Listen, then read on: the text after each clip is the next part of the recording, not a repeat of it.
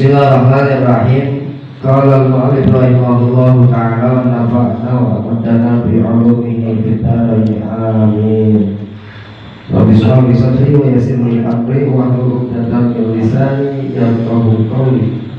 Subhanaka la ilma lana illa ma 'allamtana innaka antal 'alimul hakim wa tub 'alaina innaka antat tawwabur rahim. Pertemuan 3 minggu yang lalu kita lanjuti daripada tentang nasihat-nasihat agama. Sebagaimana pertemuan yang lalu itu adalah perintah untuk bijaksana di dalam menyebut kebenaran, di mana salah satunya kita itu untuk jangan terlalu percaya menerima khobar-khobar yang belum kita saksikan, walaupun khobar itu dari orang beriman, yang mana khobarnya khobar tentang apa? Khobar tentang aib-aib saudara kita. Kemarin seperti itu. Maka selanjutnya adalah wa'lam, ketahuilah olehmu annahu kama tafarraqa ahlal kitab, sebagaimana dulu ahli-ahli kitab itu semuanya mereka itu terpecah belah. Ahli kitab itu Yahudi dan Nasrani. Waqtalabu, dan mereka semua berbeda pendapat atau berselisih paham di dalam agama-agama mereka. Jadi banyak pada agama-agama terdahulu itu kebanyakan pada berbeda pandangan, yang akhirnya mereka semua terpecah belah. Dan ini pun digambarkan faqad tafarraqat hadhil ummah wa ikhtalafat aidon ala waqti ma akhbara bihi Rasulullah sallallahu alaihi wasallam. Dan sungguh terhadap umat-umat yang sekarang pun sama, ya, kata Imam Abdullah bin Awi Al-Haddad, umat-umat sekarang pun sama, bahwasanya umat-umat sekarang pun sama berselisih di dalam agama. Ini pun sesuai dengan apa yang dikhabarkan dalam hadis Rasulullah Sallallahu Alaihi Wasallam. Ya, jadi saya pernah saya bacakan itu ketika di rumah di Solo di depan. Mana bikauli di dalam hadis Rasulullah Sallallahu Alaihi Wasallam, iftaraqat al-yahudu ala ihda wa sab'ina firqatan, bahwasanya agama Yahudi itu sama terpecah belah menjadi 71 firqah, pecah belah menjadi 71 golongan Yahudi. Waqtaraqat Nasara, sedangkan agama Nasrani itu pun sama terpecah menjadi ala ifnataini wa sab'ina firqatan, 72 golongan. Jadi 70 golongan itu berarti beda-beda paham-pahamnya. Agamanya satu, Yahudi. Golongannya 71, banyak-banyak. Agamanya satu, agama Nasrani, golongannya menjadi 72 golongan. Ini hadis Rasul.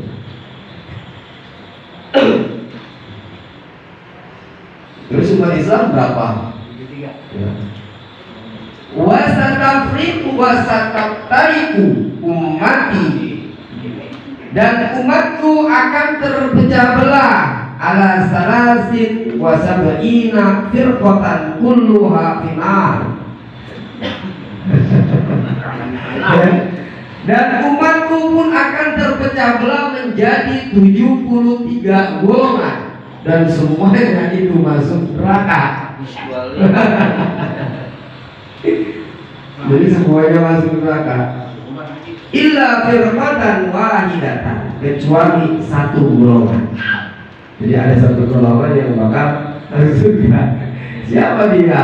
Nah, mau kemana nih kita arahnya? Ketahuan enggak ditunjukin sama Nabi, tapi ciri-cirinya ditunjukin sama Nabi. Wa qad intaraqat hadhihi al-ummah ala hadzal 'adad min zamani qadim. Dan ternyata kata Imam Haddad, dan ternyata perpecahan ini sudah terjadi dalam hitungan bilangan sejak zaman dahulu kala. Jadi bukan yang usah heran kalau misalkan sekarang banyak terpecah belah, memang udah dari dulu. Wa tamma ma wa'ada bi shadiqul amin ala wahyillah.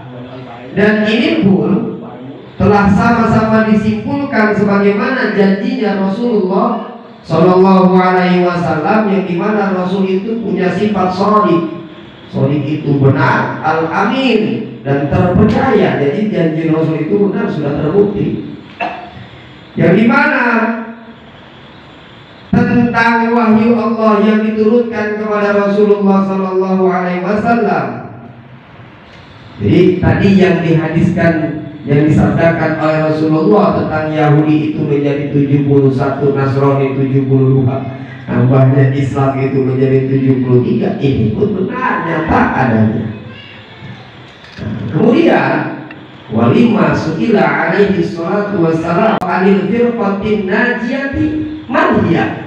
Jadi ditanya, ketika Rasul dalam sabdanya ini ditanya, walima su'ila alaihi salatu wassalam, dan ketika ditanyakan, ya, Rasul itu ditanyakan anil firqatin najiyati man hiya, tentang golongan-golongan yang bakal selamat, siapa dia?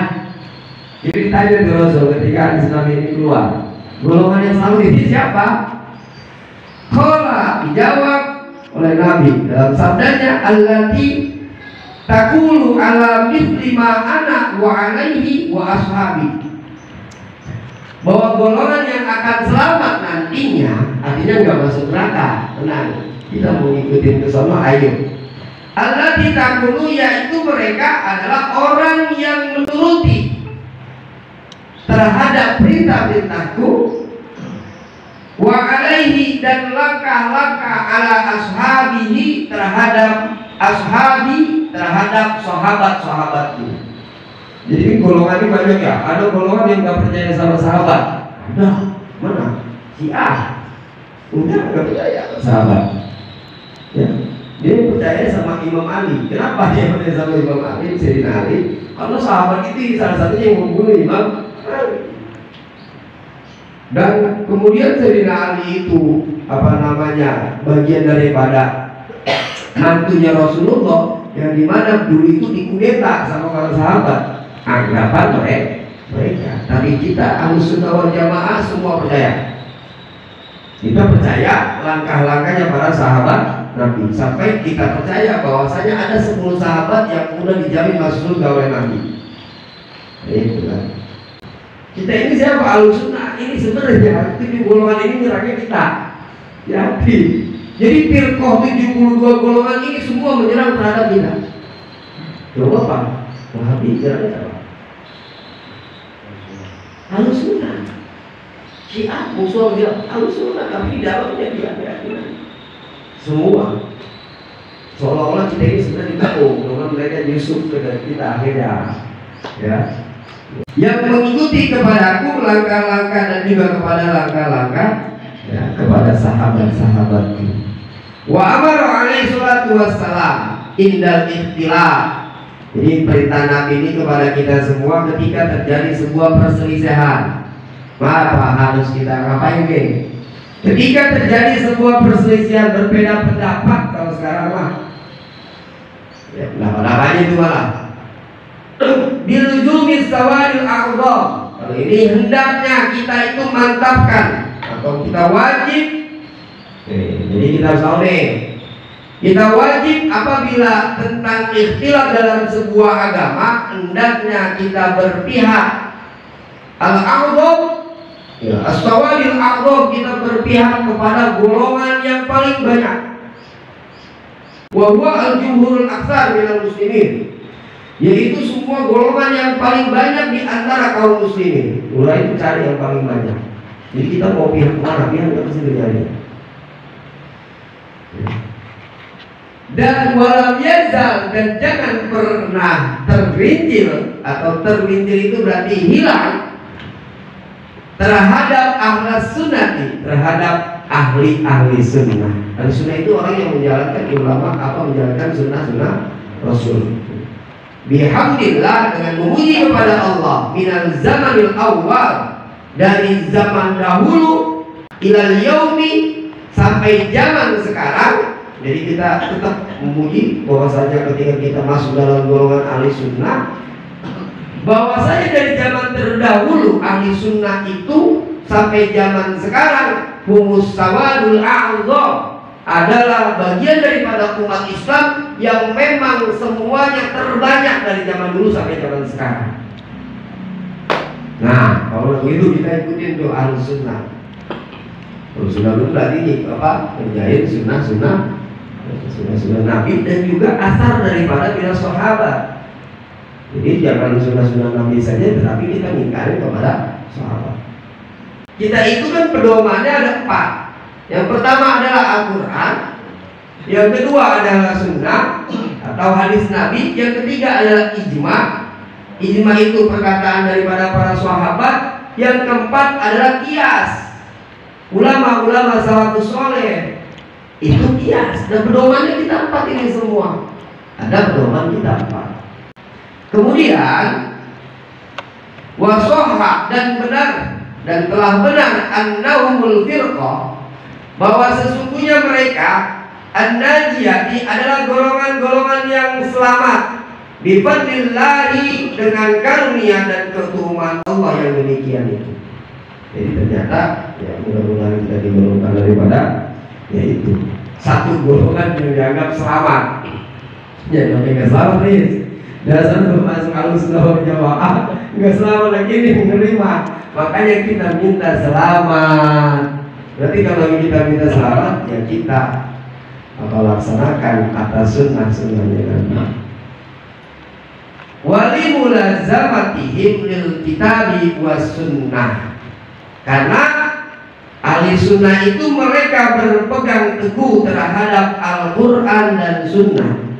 Nih tuh, Al-Quran dan sunnah. Kita nih, wa makana alaihi salam as-salafus saleh, dan juga mereka ahlu sunnah wal jamaah semua mengikuti ajaran-ajaran para sahabat, minal sahabati, daripada sahabat, wa tabi'in, dan juga tabi'in itu ulama di bawah sahabat, seperti Imam Syafi'i, karena tahunnya adalah 195 Hijriah. Jadi di bawah sahabat itu namanya tabi. Nanti ada lagi di bawahnya tabi'in, ulama yang sejaman. Ketika itu misalkan ulama Syaikhul Qadir Jilani atau dan lain-lain sebagainya, itu mengikuti kepada itu ya. Yang namanya tabi'in adalah ulama yang turunnya adalah tabi'in itu di bawah sahabat. Kemudian ada tabi'in di bawahnya lagi berarti. Nah, makanya kan disebutin tabi'in. Jadi jangan anggap enggak disebutin, ulama semua kita sebutin. Ya, jangan anggap kenapa sampai ada pertanyaan kenapa Syaikhul Qadir Jilani dari sebelum sampai disebutin Arba'atul Mujtahidina Amah, 4 ulama mujtahid mutlak, 4 ulama mujtahid mutlak, Imam Syafi'i, Hambali, Hanafi, dan Maliki. Itu semua kita sebutin hadaratnya.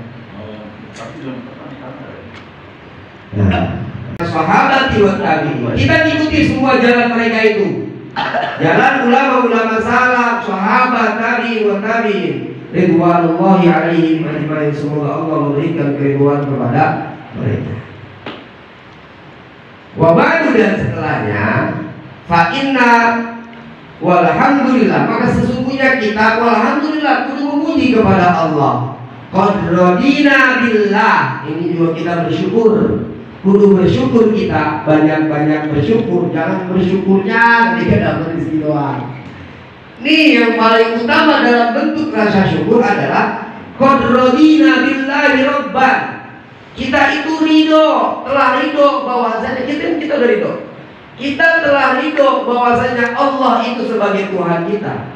Ini yang pertama harus kita syukuri. Itu udah beli segala apa syukur. Nah, kemarin masalah kita punya Tuhan Allah, kita beriman kepada Allah. Ini sebagai bentuk rasa syukur yang pertama. Kita telah ridho Allah adalah Tuhan kita. Wabil Islami dina, kita ridho bahwa Islam adalah agama kita. Makanya anak kecil sekarang tuh gak diajarin begini. Raditu billah Rabba wabil Islami dina wabil Muhammadin nabiyya wa rasulah. Semua diajarin ke pengajian. Kita ridho bahwasanya agama Islam adalah sebagai agama kita. Wabil Muhammadin nabiyya, dan dengan kita ridho juga Nabi Muhammad itu sebagai Nabi wa Rasulullah. Makanya kan ada syahadat yang syahadatain itu. Yang pertama adalah syahadat tauhid, yang kedua adalah syahadat asyhadu anna Muhammadar Rasulullah. Ternyata kenapa selalu kita disebutkan bahwa Nabi Muhammad itu adalah utusan Allah? Kalau saya yang mengkaji bahasanya, kalau ini ngaji, kita mengkaji, saya mengkaji. Kenapa sampai ada selalu syahadatnya itu Rasulullah? Bahwasanya Nabi Muhammad itu Rasulullah. Seolah-olah kita lagi bilangin terus, woi umat Islam, kalau Nabi Muhammad itu utusan Allah. Jangan sampai seperti umat-umat terdahulu yang namanya Nabi Isa itu kan Rasulullah, sama utusan Allah. Sekarang diakunya bahwasanya Nabi Isa adalah Tuhan. Bahkan dulu dikatakan anak Tuhan. Makanya banyak video-video seorang yang mualaf itu mengatakan, saya buka di dalam kitab-kitab mana, dalam Bible, dalam ini semua. Ternyata yang namanya Nabi Isa atau Yesus itu ternyata bukan Tuhan. Yang mereka meyakini. Nah, ini orang yang mualaf itu akhirnya begitu. Mualafnya karena ternyata kebohongan ada. Mereka yang ibadahnya rajin kali ini. Dulu dia benci. Anak muda tuh ada Cina, kacamata. Dia benci dengan kerudung, benci dan bahkan menjelek-jelekan Islam, tapi dia menjadi mualaf dengan hidayah Allah. Sampai karena mengkaji, dia itu mengkaji. Makanya sekarang Nabi Muhammad dalam persaksian kita, syahadat kita, ya dibilangin kita, Nabi Muhammad itu utusan Allah, bukan sebagai apa bahasanya? Iya, anak Tuhan. Jangan sampai itu terjadi lagi. Berbahaya kalau sudah mengkultuskan Nabi Muhammad ini. Orang-orang Arab itu pernah, yang hebatnya Nabi Muhammad, dengan semua orang memuji Nabi Muhammad, tapi tidak ada umat Islam yang mengkultuskan Nabi Muhammad. Kultus itu bertuhankan. Tapi ternyata di balik keistimewaannya Nabi Isa, ada namanya dikultuskan bahwasanya Nabi Isa itu, keistimewaannya Nabi Isa lahir tanpa seorang bapak. Itu yang mengkultuskan seperti itu. Akhirnya mengatakan bahwa Nabi Isa, Isa Al-Masih itu Tuhan. Itu. Artinya saya mengkaji begitu. Makanya Muhammad Rasulullah, bahwasanya Nabi Muhammad itu yang utusan Allah. Jangan sampai kita mengkultuskan Nabi Muhammad. Wabil Qur'ani imama, kita pun ridho bahwasanya Al-Quran adalah sebagai pegangan. Wabil Ka'bati kiblatan, yang namanya Ka'bah sebagai kiblatnya umat Islam. Kemudian wabil mu'minina ikhwana, bahwasanya orang-orang mukmin itu saudara kita. Saudara pokoknya. Saudara berarti kita terhadap muslim-muslim lainnya. Ini pun dalam innal mu'minina innamal mu'minu wal mu'minin kal bunyan yashuddu ba'duhum ba'dan. Atau dalam hadisnya al-mu'minuna ikhwatun, bahwasanya mukmin satu dengan mukmin lainnya adalah bersaudara. Sedangkan al-mu'minu lil mu'mini kal bunyan, mukmin satu dengan mukmin lainnya itu seperti sebuah bangunan. Yashuddu ba'duhum ba'dan, di mana bangunan itu satu sama lainnya saling menguatkan. Ya, tiang satu dengan tiang lain, mungkin langsung satu tiang. Nah, saling menguatkan itu sebuah bangunan. Itulah harusnya seorang mukmin. Wa tabarra'na min kulli dinin yukhalifu dinal Islam. Dan juga engkau harus menyangkal dari setiap dinin agama, harus menyangkal. Jadi jangan meyakini agama ini, yakini agama yang lain juga, jangan. Ini mah semuanya dipegang, jangan ya. Harus menyangkal min kulli dinin, dari setiap agama yukhalifu, yang berbeda dinal Islami, dari agama Islam. Kita harus menyangkal tetap. Jadi kalimat-kalimat kita, oh ternyata kita itu harus ngajinya di Islam, ya Islam aja. Maka menerangkan kepada yang lain, kalau yang lain ya tetap kita anggap dolalah, sesat. Tapi dalam hubungan sebuah agama, kalau hubungan sebuah persaudaraan, itu harus kita rangkul semua. Beda lagi ya. Kemudian wa amanna bi kulli kitabin anzalallah. Kita pun harus beriman. Yang kalau pelajaran dan nasihatnya memang harus dengarnya fokus. Kalau bikin kan kita sering dengar. Ya saking fokusnya bisa ngantuk. Ya kemarin jalan.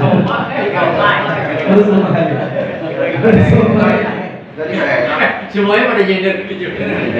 Alura, apa kepanjangan kali ini? Wa amanna bi kulli kitabin anzalallah. Dan kita juga harus beriman dengan kitab-kitab yang diturunkan oleh Allah. 4 kitab. Ya, kita tahu dari 4 kitab. Apa enggak? Zabur, Taurat, Injil, Al-Quran. Ini kita harus percaya. Dari suhuf atau lembaran-lembaran yang diturunkan oleh Allah. Yang 4 yang wajib kita tahu. Ada 100 suhuf yang diturunkan oleh Allah. Itu dalam kitab Risalatul Jami'ah bahkan 104. Nah, 4-nya ini ya, oleh Nabi Muhammad 1, Nabi Daud 1, Nabi Musa 1, dan Nabi Isa 1. 104 hafalin. Ntar namanya apa lagi tuh? Apakah namanya Al-Quran dan lain-lain? Suhuf itu suhufi Ibrahim wa Musa. Ada suhuf Nabi Ibrahim turunkan kepada Nabi Ibrahim. Wa bi kulli rasulin arsalahullah. Dan juga kita harus beriman setiap rasul-rasul yang diutus oleh Allah. Beriman, kalau beriman kita percaya. Rasul, Nabi dan Rasul ada 25 yang wajib kita ketahui. Kemudian wa bi malaikatillah. Kita juga harus percaya dengan malaikat-malaikat Allah yang wajib kita ketahui 10. Apa tadi kita? Mungkar nakir aja dalam kubur, raqib atid pencatat amal baik dan buruk. Itu kita harus tahu. Jangan dari bawah ya. Sampai nih, ini kita lagi dicatat sama raqib atid nih. Kita catat dari amal baik. Coba bisa lah. Bisa. Yang sangkutnya dengan apa aja ya sangkutnya. Orang dalam. Kita juga harus apa? Wa bil qadari khairihi wa syarrihi. Kita beriman atas ketentuan Allah. Artinya iman itu kan percaya. Iktiqadi, meyakini, dan percaya dan meyakini. Jadi kita percaya, terus juga yakini bahwa segala ketentuan Allah, baik khairihi wa syarrihi, atas kecelakaan terhadap hamba-hambanya, baik dan buruknya, ketentuan Allah yang datang kepada kita semua itu percaya datang dari Allah. Nah, berarti khairihi wa syarrihi, kalau kita kategorikan di dalam neraka, kita sebagai penduduk neraka atau penduduk surga, itu ketentuan Allah. Makanya di dalam kitab At-Tijan Daruri, karangan Abdul Aziz, Syekh Abdul Aziz dikatakan, ketika ketentuan Allah yang dimana Allah ini kita mau tahu itu saya. Ketika ketentuan Allah yang dimana Allah itu punya sifat jaiz, iradah dan kudratnya Allah akan menjebloskan yang namanya seorang pemabuk, seorang ahli maksiat ke dalam surga. Itu ketentuan Allah. Nah, sekarang kita bisa deh bohong Allah. Sekarang sampai begitunya karena Allah punya sifat jaiz. Allah punya sifat jaiz itu berarti apa sifat jaiz? Sifat terserah. Ngomong gua. Kalau bahasa kasarnya begini, Allah sekarang hambanya mau gimana? Ini masukin ke dalam surga. Walaupun dalam nasnya adalah ketika orang yang beramal baik masuk surga, ya, dan orang beramal buruk masuk neraka. Maka di situ dikatakan, andaikan Allah memasukkan para ulama-ulama salafus soleh masukkan ke dalam neraka, ya terserah Allah, kita nggak bisa apa-apa. Kan gitu. Makanya dalam sebuah hadis Nabi tentang penciptaan manusia, sekarang yang hadis 4 bulan itu sebenarnya tulisannya, Wallahilladzi la ilaha illa ghairu la ya'malu bi amali ahlil jannah hatta bainahu wa bainaha illa dzira'un fayasbiqu alaihi alkitab fayadkhulun nar. Jadi hadisnya itu ada di ujungnya, masih ada lagi. Itu. Yang tentang saya sering menyebutkan ketika 4 bulan, yang apa inna ahadakum bi batni ummihi arba'ina yawman nutfatan, bahwasanya kita itu diciptakan oleh Allah di dalam perut kita itu berupa, pertama adalah sperma dalam kurun 40 hari. 40 hari keduanya proses penciptaan kita adalah sebagai alaqah. Alaqah itu segumpal darah. Makanya rata-rata orang 2 bulan lebih masih rentan dengan keguguran. Makanya jangan kencang-kencang kalau lagi hamil segitu. Hancur jatuh. Udah kan dalam kurun waktu 4 bulan berarti 40 hari, sebulan 10 hari sampai kepada 80 hari itu masih dalam segumpal darah. Ketiganya adalah wa mithladari wa yakunu bi arba'i mudghatan, dan 40 hari berikutnya berupa mudghah. Apa mudghah? Mudghah itu segumpal daging sudah mulai terbentuk. Allah perintahin pada malaikat wa yu'maru bi arba'i kalimatin. Allah merintahkan kepada malaikat yang pertama, yang faurruh, ditiupkan ruhnya tuh si cabang bayi. Kemudian Allah perintahkan dengan 4 kalimat si cabang bayi. Yang pertama adalah bikatsbi rizqihi wa ajalihi wa amalihi saqirun aw sa'idun. Ini si cabang bayi sudah punya rizkinya. Rizkinya Allah telah tentukan. Ajalnya sudah ditentukan. Itu Bang Rijal lagi masih di perut. Bang Rijal matinya udah ditentuin. Nah, berarti kayaknya banyak umur Bang Rijal, bodinya masih hidup. Betul nggak? Catatannya begitu. Sakiyun atau sa'idun. Bagaimana ketentuan dia, orang-orang menjadi orang celaka atau orang yang bahagia? Maka terusannya, wallah, dalam hadis Nabi, wallahul ladzi la ilaha ghairuh. Maka demi Allah tiada Tuhan selain Allah. La ya'malu bi amali ahlil jannah. Apabila orang yang beramal dengan amalan surga, hatta bainahu wa bainaha illa dzira'un, sehingga nih orang yang tadinya seolah penduduk surga, antara dia dengan surga itu enggak jauh illa dzira'un, kecuali 1 hasta dekatnya. Ini 1 hasta segini, 60 cm. Fayasbiqu alaihi kitab, tapi ternyata walaupun dia amalannya amalan surga, ternyata lagi di 4 bulan itu malaikat nulisnya di ahli neraka. Apa kata Nabi dalam hadisnya? Ini dari hadisnya sahih. Fayadkhuluha, maka dia masuknya neraka. Kok gitu? Ya, iya orang hadis. Dia beramal, tahunya di ujung hidupnya dia terkena dengan fitnahnya Dajjal, fitnahnya setan. Itu namanya wa min fitnatil mahya wal mamat. Ini yang menarik. Wa ya'malu bi amali ahli nar hatta yadkhulu bainahu wa bainaha illa dira'un fayasbiqu alaihi kitab. Yang dimana orang itu ternyata ahli maksiat, tiap hari kerjaannya maksiat, sehingga antara nih orang dengan neraka itu 1 hasta jauhnya. Berarti udah pasti masuk neraka. Fayasbiqu alaihi kitab, dan ternyata dulu ketika dia di dalam kandungan itu, malaikat menulisnya adalah ahli surga. Kayak itu keluar. Maka nanti di matinya dia menjadi husnul khotimah, penulis surga. Insaf berarti dia tuh nanti dari. Iya pasti diinsaf dengan ketentuan apapun. Makanya ada sebuah cerita tentang yang pertama. Bagaimana kita pernah cerita namanya Kibar Siso. Ya Kibar Siso, pasti kalau saat ini dengar Kibar Siso yang akhirnya seorang ulama yang meninggalnya akhirnya dia menjadi ahli neraka. Yang kedua, ada seorang yang pembunuh. Dia bertanya, saya mau tobat, dibunuh. Apa ditanya kata sama, misalkan dia datang ustadznya, Ustadz Asnawi, nanya nih orang mau tobat karena dia udah 99 membunuh orang, kemaksiatan apa dengan dosa-dosa besarnya. Terakhir Ustadz Nawawi tanya, saya diterima enggak tobat saya ketika saya mau bertobat? Ustadz Nawawi enggak lanjutkan, enggak diterima, dosa kamu sudah banyak, 100 dibunuh. Akhirnya Ustadz Nawawi terakhir nanya akhirnya ke seorang ulama, diterima. Allah itu maha menerima taubatnya seorang. Bertobat dia, ketika bertobat engkau datang ke sebuah negeri, sampai perjalanan dalam perjalanan langsung dicabut nyawa. Sampai dalam sebuah kisahnya ini diperiksa sampai diukur, ternyata dia ahli surga padahal belum ibadah, udah taubat duluan, belum memperkosa perempuan lain. Itu banyak.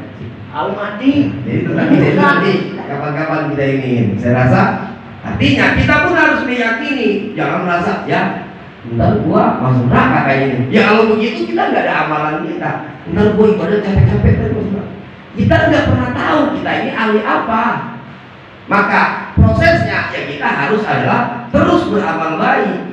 Karena saking nggak tahunya kita, maka prosesnya adalah selalu berbuat baik, beribadah kepada Allah, mendekatkan diri kepada Allah. Dan kita juga nggak pernah tahu amalan mana yang bakal diterima, tapi teruslah berbuat baik. Saya rasa cukup ya kita dulu. Kayaknya udah habis makan sore ya, kan ada yang bilang nggak dulu, apa kan jam udah lewat ini, lewat dikit. Ya, gitu tidak, dulu silakan.